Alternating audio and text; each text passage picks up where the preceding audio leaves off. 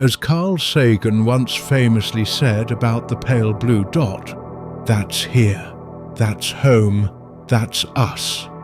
On it, everyone you love, everyone you know, everyone you ever heard of, every human being who ever was, lived out their lives. The aggregate of our joy and suffering, thousands of confident religions, ideologies, and economic doctrines, every hunter and forager, every hero and coward, every creator and destroyer of civilization, every king and peasant, every young couple in love, every mother and father and hopeful child, inventor and explorer, every teacher of morals, every corrupt politician, every superstar, every supreme leader, every saint and sinner in the history of our species lived there, on a mote of dust suspended in a sunbeam. The Earth is a very small stage in a vast cosmic arena. Think of the endless cruelties visited by the inhabitants of one corner of this pixel on the scarcely distinguishable inhabitants of some other corner. How frequent their misunderstandings, how eager they are to kill one another, how fervent their hatreds. Think of the rivers of blood spilled by all those generals and emperors so that, in glory and triumph, they could become the momentary masters of a fraction of a dot. Welcome to our channel, Dawn of History, a new type of history channel. Embark on a journey exploring the history of the Earth.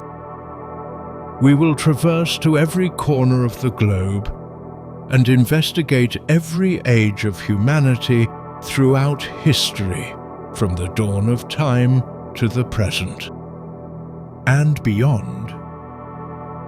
In this first episode of a multi-part series, we will explore the dawn of humanity and civilization, from its inception in the ancient tribes of Africa to cave dwellers and the discovery of fire, to nomadic hunter-gatherers,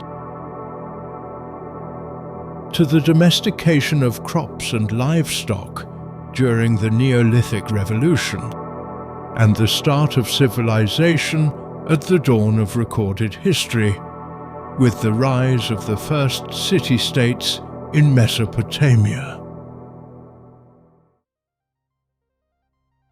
The Human Genome Project, which first started in 1990, completed a majority of the genetic sequencing in 2003, with the entire genome being completed in 2022. Buried in our DNA, genetic code from retroviruses are the strongest evidence for the origin of mankind via evolution from ape-like ancestors.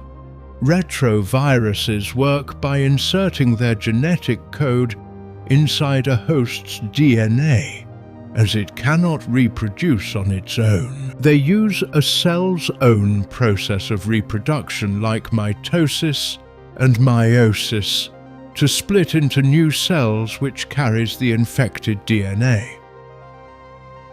When a retrovirus is triggered under certain conditions, the host cells bursts with viral bodies to infect other cells and spread the infection.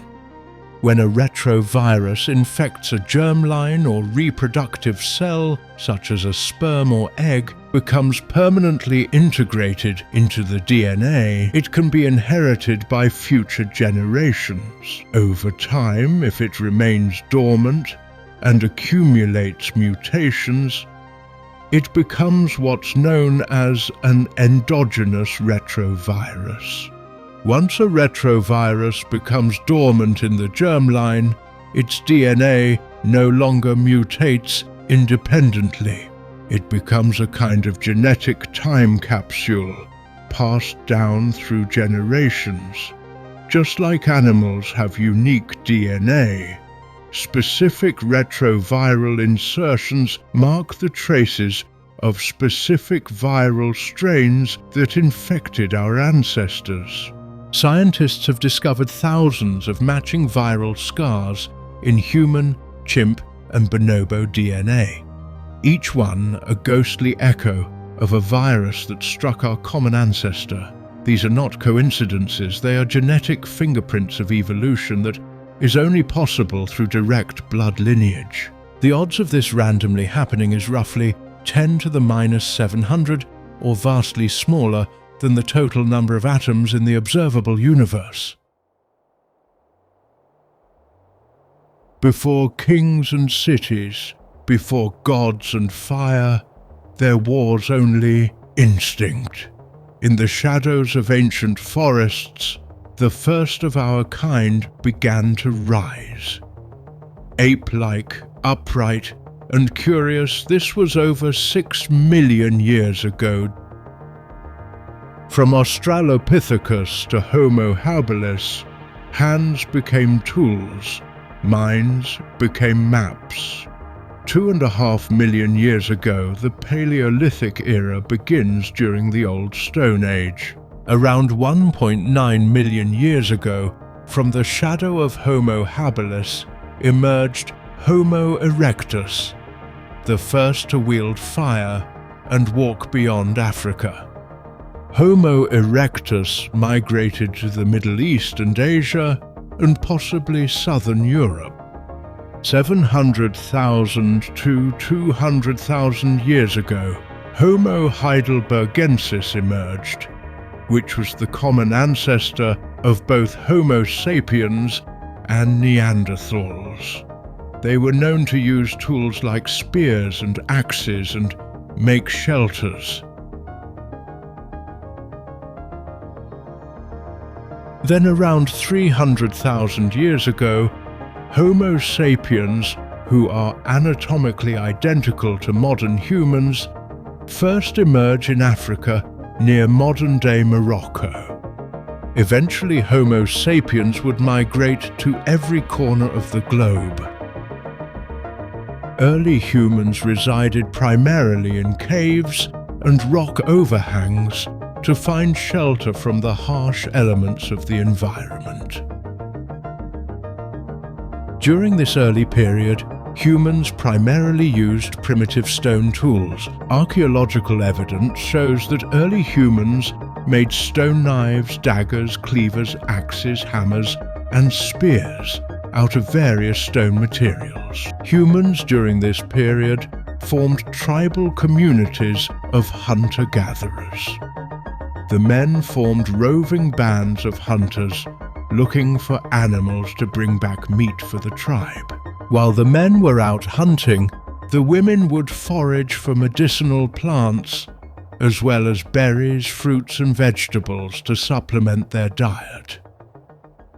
Homo sapiens likely had always used fire since its inception, and its use evolved alongside them. However, its discovery and origins likely passed on to myth, much like later Promethean tales of fire stolen from the gods in heaven and brought down to man.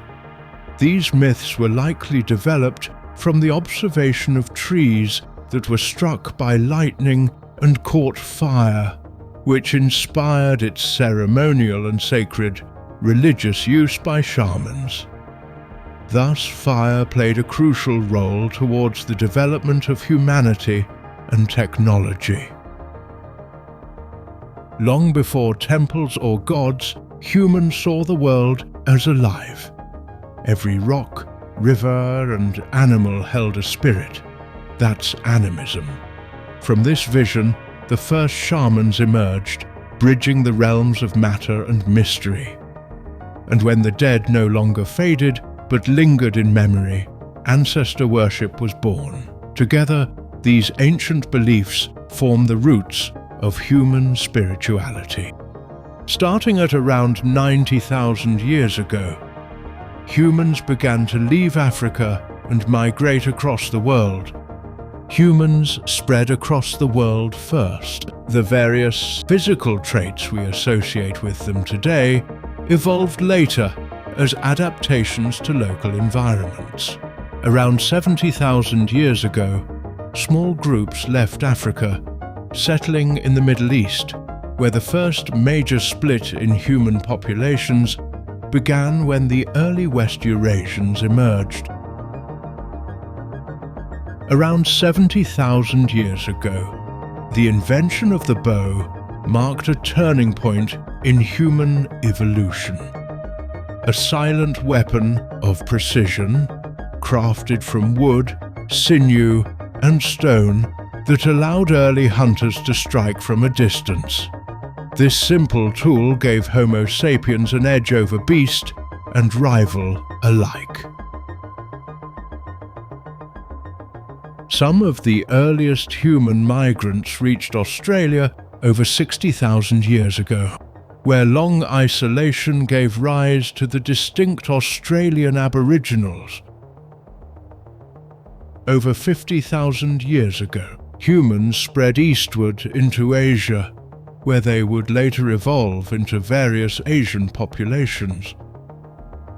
Humans reached Europe around 45,000 years ago, forming early populations that would later evolve into modern Europeans.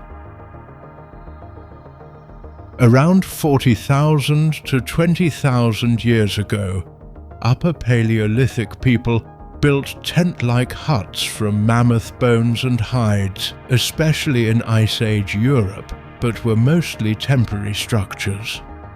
In the frozen silence of the Ice Age, a wild wolf drew closer to the fire, and humanity never hunted alone again. From rivals to companions, the first domesticated wolves became our partners in survival around 30,000 years ago, forging a bond that shaped the course of both species. Beginning around 20,000 years ago, geographic isolation led to the emergence of distinct East Asian populations. Roughly around that time during the last Ice Age, humans migrated across the Bering Land Bridge from Siberia to North America and now populated the entire planet.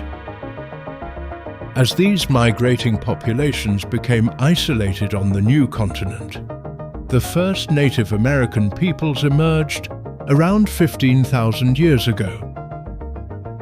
Around the same time, semi-permanent settlements emerge with the Natufian culture in the Levant, including stone foundations, storage pits, and burial sites, precursors to agriculture. Many of the early settlement structures were small huts made out of mud, especially in drier regions. In forested areas like Europe and Asia, huts made of wood with thatched roofs were used. In places with little caves or natural terrain to protect them, these huts were excellent early structures to combat the elements.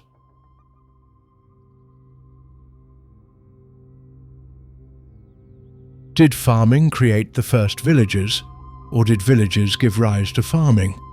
Some historians believe early humans began planting crops and only then settled down.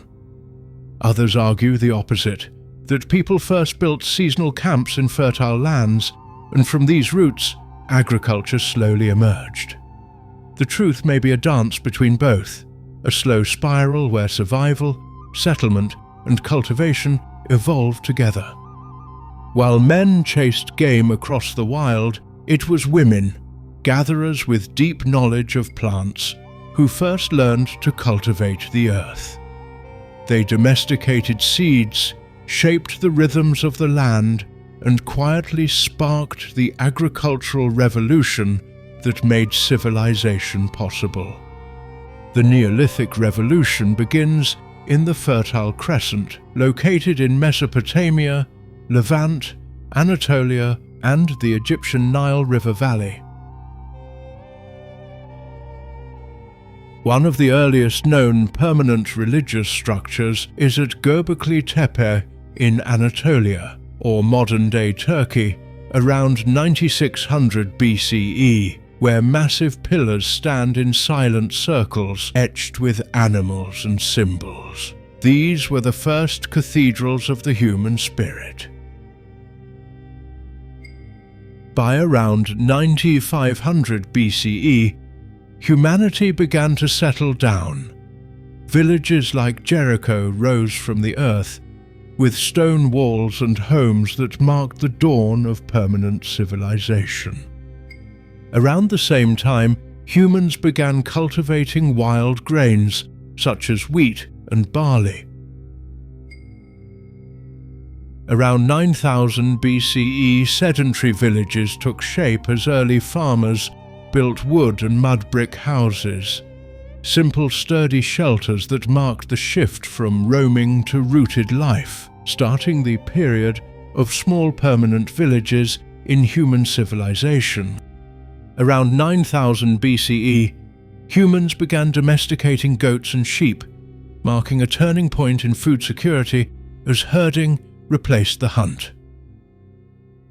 With farming came surplus, and by 8000 BCE, early humans shaped clay into pottery, unlocking the power to store grain, carry water, and preserve life through the seasons. By 7000 BCE, the seeds of civilization were spreading. Agriculture expanded beyond Mesopotamia into Egypt, Iran, the Indus Valley, and China, transforming wild lands into fertile heartlands of human culture. By 6500 BCE, villages like Çatalhöyük in Anatolia grew into sprawling proto-cities. Thousands of people living side by side, painting walls, trading goods, and walking rooftops instead of streets. By 6500 BCE, the barnyard was born. Humans had begun to tame the wild, domesticating cattle, pigs, and goats, not just for meat but for milk, labor, and companionship. This marked a turning point. Animals were no longer just hunted, they became partners in the rise of civilization. As early farmers faced the limits of muscle and rainfall, they innovated. By 6000 BCE, the plough carved through soil and irrigation channels brought rivers to fields, unlocking the full force of agriculture.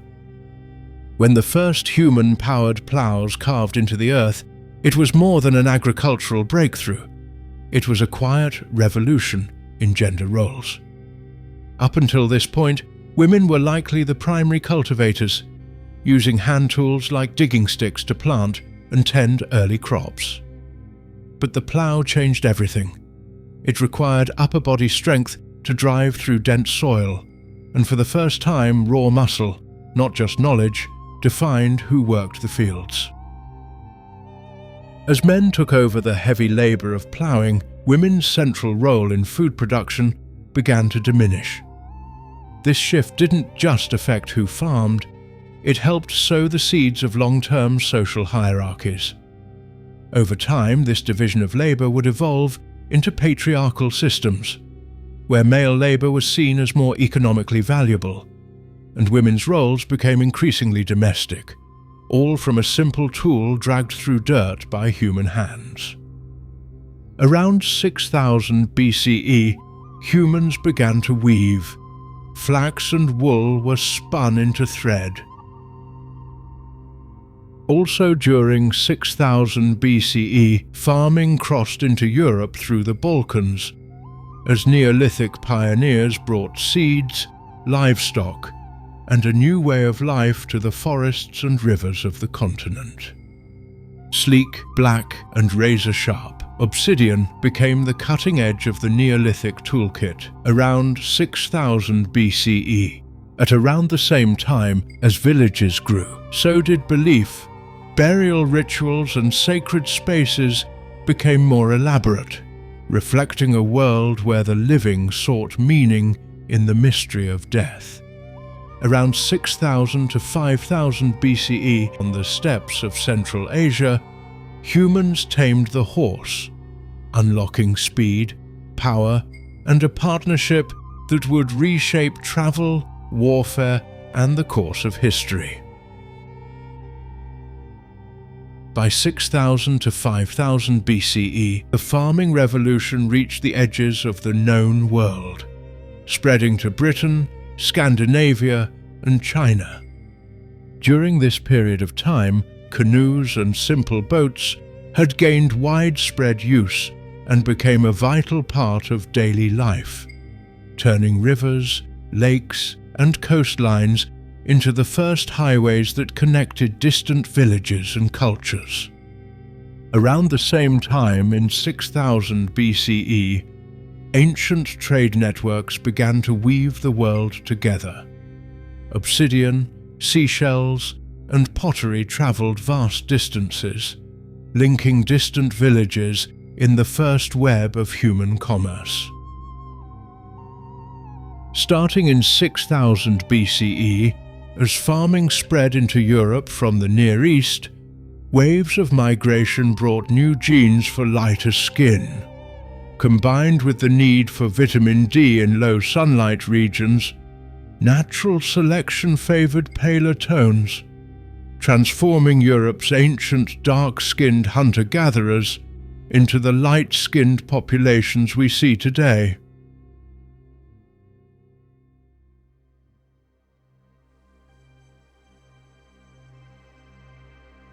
Around 5000 BCE, humans unlocked a new element, copper. The first metal tools emerged, marking the dawn of the Chalcolithic Age and pushing civilization one step closer to the Age of Empires. Evidence of primitive hammered copper tools do appear earlier in history, but by the Copper Age, true copper smelting was developed in places like Mesopotamia, Iran, and the Balkans. By 5000 BCE, in the dry plains of Mesopotamia, humans mastered the rivers, building large-scale irrigation systems that turned deserts into farmland and fueled the rise of the world's first cities. As villages grew into cities around 5000 BCE, towering temples like those at Eridu rose from the earth. Sacred spaces where the Ubaid culture of southern Mesopotamia blended faith, power, and the foundations of civilization. By 5000 BCE, priests rose to power as the first astronomers, studying the stars and seasons to guide planting and harvest, linking the heavens to the earth and securing their place at the top of early society. As cities expanded, society began to divide, and the first signs of social classes and powerful priesthoods emerged, weaving a new order where wealth and faith ruled the lives of many. By 4000 BCE, the Sumerians of southern Mesopotamia began building the world's first proto-city-states, independent centers of power where rulers, priests, and merchants shaped the earliest blueprints of civilization. Around 3500 BCE, the need to track trade and taxes gave birth to writing, proto-cuneiform marks pressed into clay, recording the first known documents in human history, tallies of grain rations, livestock counts, and the lifeblood of early cities. By 3500 BCE in Mesopotamia, the wheel was invented, first for pottery, then for transport, revolutionizing travel, trade, and technology, in ways that would echo across the ages. By 3500 BCE, the plough was no longer pulled by human hands. Yoked to animals, it tore through the soil with new power, transforming farming and fueling the rise of larger, more prosperous civilizations. By 3500 BCE, early city-states like Uruk in Sumer rose from the plains, bustling centers with over 20,000 people, where temples towered, markets thrived, and the first true urban civilization took root.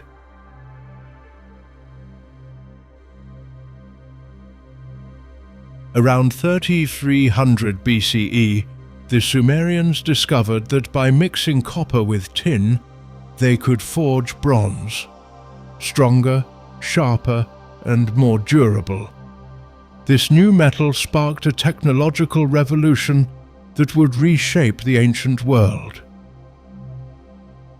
By 3200 BCE, the scattered marks of proto-writing evolved into true script.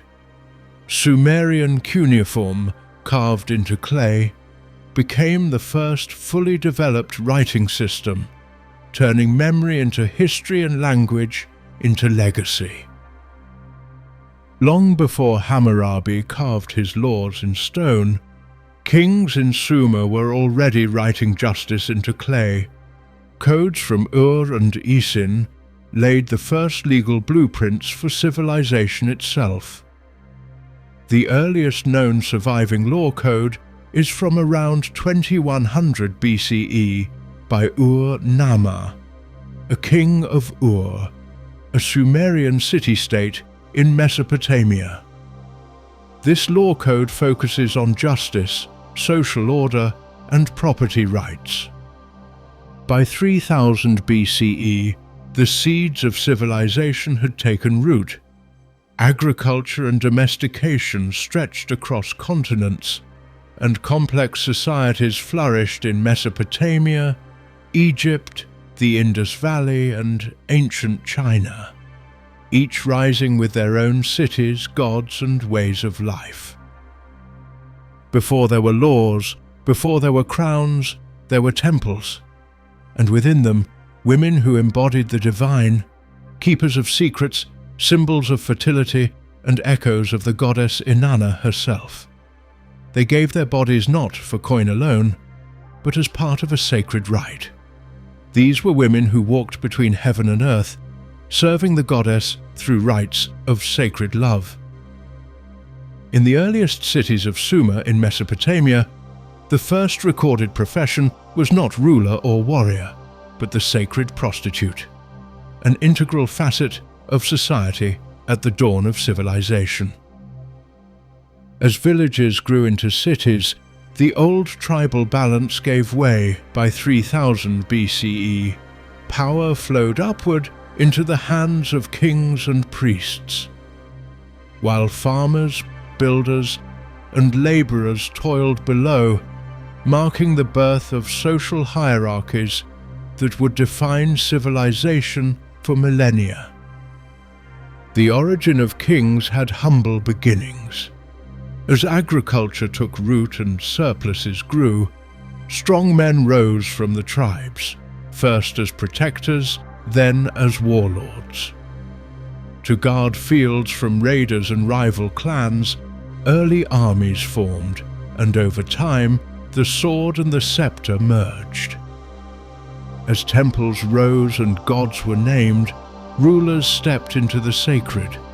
In ancient Sumer and Egypt, the first priest kings emerged, men who claimed both the sword and the stars, ruling not just by power, but by divine right. According to the Sumerian king list, the first king was Alulim of Eridu, said to have ruled for nearly 30,000 years before the Great Flood, a reign more legend than life. Most historians view him as pure myth, a symbolic ancestor of kingship itself. But centuries later, myth gave way to memory.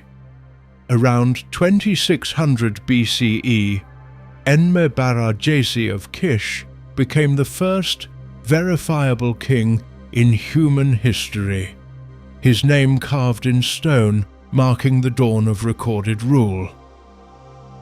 Thank you for watching our first episode of Dawn of History. If you like our content, please click the like button and subscribe for more. It really means a lot to us. While this channel utilizes AI tools as a visual aid, it can still be a tedious, time-consuming and laborious process, as it is also entirely edited and produced by real humans. So your continued support is incredibly important to us. In episode 2, we will go over Sumeria, the first major civilization in Mesopotamia, and its long-standing foundational influence on other cultures throughout the world. See you then.